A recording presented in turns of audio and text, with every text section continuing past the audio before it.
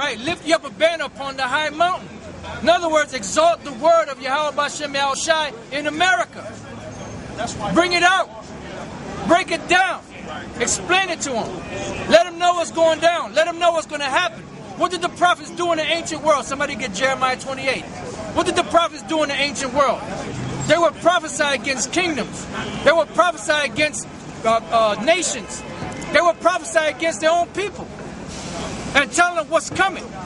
Either warn them or what's to come, or curse them out and tell them that the Most High is going to destroy them. Because the times we're living in we're living in the times of breaking down the prophecies. We're not living in the time of breaking down, the law this and the law that. Although the law is lawful, and we do go into those subjects, but the main things that we're supposed to be teaching right now is about these prophecies. So who got that in Jeremiah? Jeremiah 28:8. The prophets that have been before me and before thee of old prophesied both against many countries and against great kingdoms, of war and of evil and of pestilence. Right, so the prophets prophesied against these countries and these nations of wars, of evils, of pestilence. Is that not what we're doing out here? We out here speaking about wars. We're speaking about evils. We're speaking about pestilences. So all these things that you see around the world happening is happening because the Most High is allowing them to happen. And somebody get Matthew, the 10th chapter, I believe it's the 17th or 18th verse. Get that real quick. You got it? Matthew chapter 10, verse 17.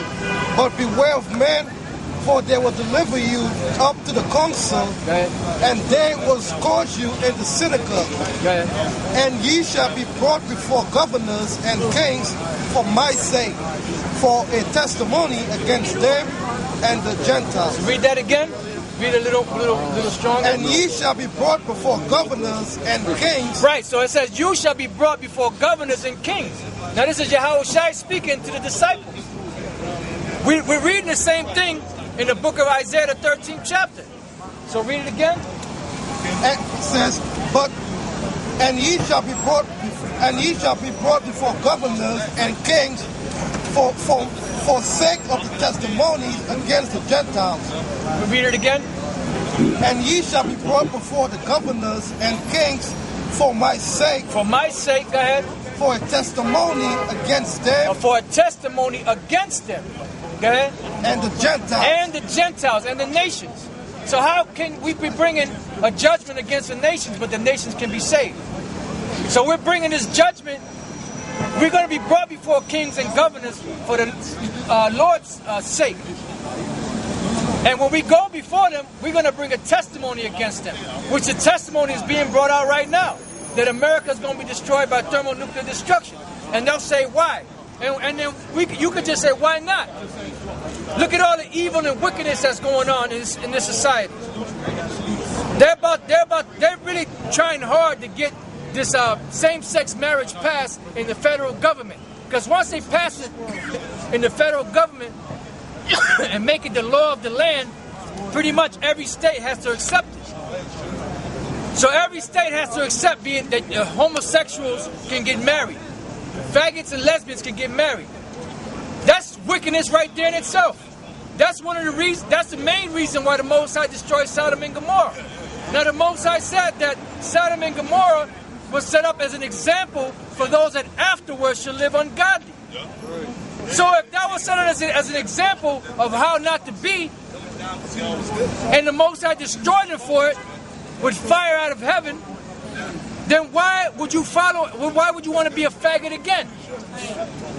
What's going to happen to you now? If it happened then, what's going to happen to you now? You're going to be destroyed just like they were destroyed. So that's one of the evils that we're pronouncing against America. Now, if you want to get even deeper, let's find out how did the so-called Negroes come to this country? They were brought here by slave ships against their will, put on plantations, made to work, beat to death, rods cut off, legs cut off, their women raped, their children killed, made to work for what, over 250 years without getting paid? Then, when you turn around Dred Scott tried to get reparations, 40 acres and 2 mules, and what happened? They shut that down. But all these other nations, the Japanese, which is a perfect example, the Japanese were in concentration camps in America during World War II for about 2 years. And I believe it was in the 80s, under Reagan, they were each given $10,000 per family for reparations. There you go. So what is that saying? That's saying that to them the so-called Negro is insignificant, which are the Israelites, and they're showing you that them gooks are not Israelites. When you go back even further than that, the so-called natives of this land, the so-called North American Indians, Seminole Indians. When you go down to South America, Central America, and the Caribbean islands, those so-called Indians that were there, which are also Israelites, they were butchered and slaughtered. Yeah. Have they paid for that? No, they haven't. Have not. They stole the so-called North American Indians' land, called their lands after their names, and what happened? Now they're acting like as if this is theirs. And they're looking down upon everybody else. And they took the people whose land this was and put them on reservation camps, which are really nothing but concentration camps. You know? And redirected them, retaught them, made them forget their heritage, made them forget their language. You know? And what happened to these devils? Nothing yet. But it's coming. Reparations are coming. You got something, brother? Read that again. Oh, you got something else to read that. Bring that Book up. of Zechariah, chapter 11, verse 5. Who possesses slay them and hold himself not guilty. Right, so the scriptures say, whose possessors slay them and hold himself not guilty. There's another scripture that says that their power forsaketh them, and some to that effect, that their creator forsakes them and doesn't do anything for them. I can't think of the scripture verbatim, but if it comes to me, I have the brothers get it. But basically, they feel that, since, matter of fact, get Psalms 50 and around the 18th verse, 19th verse. You know, because these devils believe that the Most High is with them because they've done all this wickedness on the planet and ain't nothing happened to them yet. But they don't understand that the Most High is building it up. He's just letting it all build up and stack up. You know? So when he brings judgment upon them, he ain't going to pull back. Like with us, the Lord said he judges us in measure. But with the nations, the Most High don't judge them in measure. He pours out his wrath upon them. And when he pours his wrath upon them, he don't pull back because he don't have mercy on them nations. That's why he said, for the Lord will have mercy on Jacob and will yet choose Israel.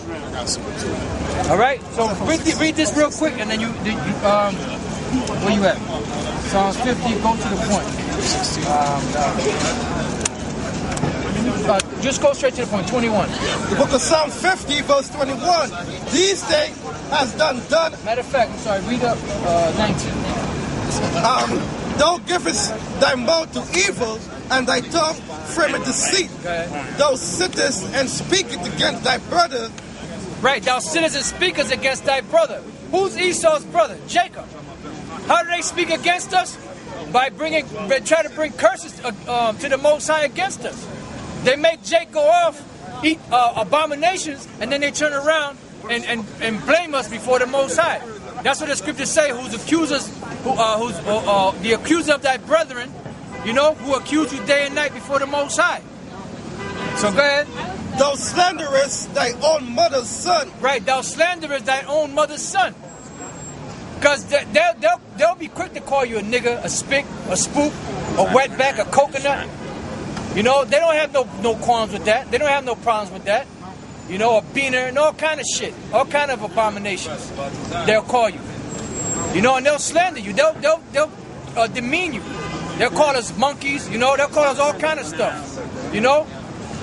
But they don't think that there's going to be a day when they're going to pay for all of that. Go ahead, brother. These things hast thou done, and I have kept silence. Right, so they did all these things. They slaughtered our people, and the Most High kept silence. So go ahead. Though thou thoughtest that I was altogether such as one as thyself. So because the Most High kept silence and didn't do nothing to him, they thought, well, the Most High got to be one of us. He's got to be a white man.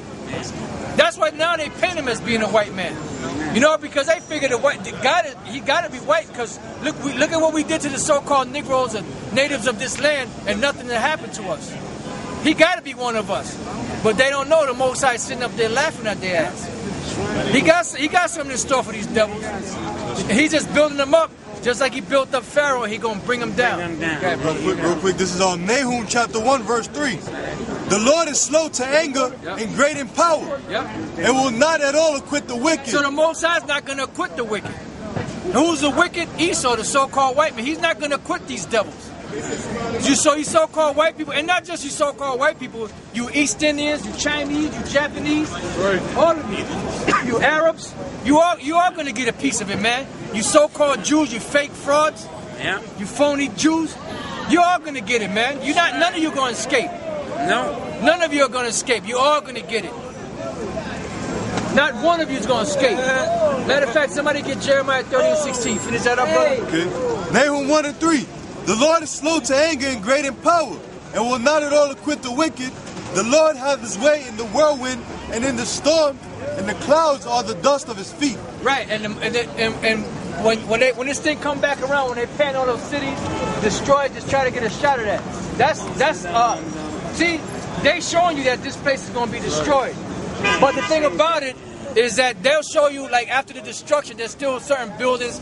Part of a building still standing, maybe a half a lamppost, you know, maybe a couple of cars. There ain't gonna be shit left in this country. When the Most High open up on this place, there ain't gonna be nothing left in this place. It's gonna be total ashes. It's gonna be nothing but fire and ashes. And after so many years, that fire is gonna die down.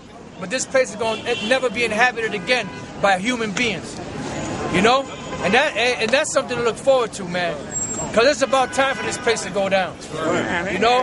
I mean, if you're not sick of this place, then something's wrong with you. If you're not sick of the madness that's going on, if you're not sick of this infestation of faggots and lesbians going on, if you're not sick of these women looking you in your face and talking shit to you and looking at you like they're going to whoop your ass, when you know you can break them in half, but you can't because the fucking faggot white man will come and put your ass in jail. If you ain't sick of that, then something's really wrong with you, man. Something's seriously wrong with you, man. To let this goddamn society keep going like this, and you want to live in this bullshit society, you know, with all these faggots and lesbians running around rampant, you know. I mean, and a lesbian will look at you like she could do something to you, man. I'll fuck a bitch up, man. I will fuck a bitch up. I'm telling you, man. You know, fucking bitch will get up in your face like, and you can't do nothing to them. That's why it's called long suffering, man. Because we have to suffer a lot of fucking shit, man. Because we would love to get down, you know. But you know what? Our anger is only but so much. The Most High got to put His anger in us and give us that power so that we can really do damage. Because the way we are right now, we really can't do no damage like how we are. But the Lord's going to give us that power to where we're going to run through these people, man. You know? We're going to have that power like Hancock. But the only thing is, we're not going to be flying around the air all drunk. You know? We're going to be, it's going to be bad, man. It's going to be bad, brothers. You know? That's why the Lord said, wait ye upon me. Where we at? Yeah, bring it up. We'll right back. Ezekiel 25 and 14. And I will lay my vengeance upon Edom by the hand of my people Israel. Right. So you people out there, especially in the church, talk about vengeance is the Lord's. You're right. Vengeance is the Lord's. But who is the Lord going to use to exact that vengeance? Us, the Israelites. Read it again, brother. And I will lay my vengeance upon Edom. Who's Edom? The so-called white man. What does the word Edom mean? It comes from the Hebrew word adawam, which means red. You hear that, Nate? It comes from the Hebrew word adawam, which means red. And it said, the Lord said He will lay His vengeance upon Edom by the hand of His people Israel. So basically what's going to happen is the Most High is going to, that's why the Lord said, Judah, which is the head tribe, they're like an old lion. You know, they just laid down, they're comfortable right now. If you look at Judah out here in the world, they're comfortable.